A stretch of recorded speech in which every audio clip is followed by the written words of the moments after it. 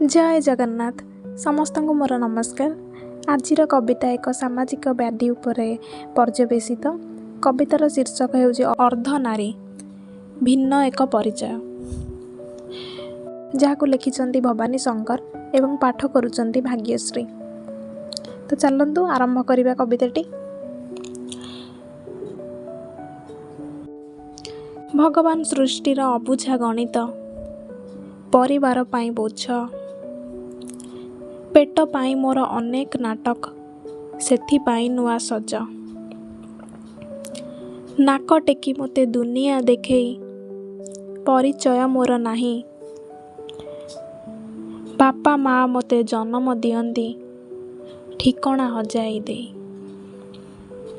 संघर्ष करे मु बंची रहिबाकू, पर हाथ टेका नेई। तथापि खुशी मु मो निज भितरे, दुख तिले हेले नाही। पेट पोषिबाकू सकाळरू संझ, ताली मारी मारी बुले। किए कहे मु नपुंसक पुणी, किए हिंजड़ा नामटी बोले। परिचय नाही अधिकार नाही, तथापि मु खुशी रहे।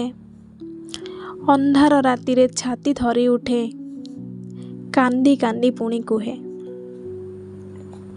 दुनिया बुकुरे काहींकी आसीछु, किबा अछि तोर काम। अभिशाप भावे जीवन को मोर, आउ नेबिनी द्वितीय जन्म। मु ताली मारी देले आसी जाए पुणी, मनीष मनरे भय। दुनिया दंडरे खोजी बुले पुणी, भिन्न एक परिचय, भिन्न एक परिचय। कविताटी केमिति लागिला निश्चित रूपे कमेंट सेक्शन में जणाइबे।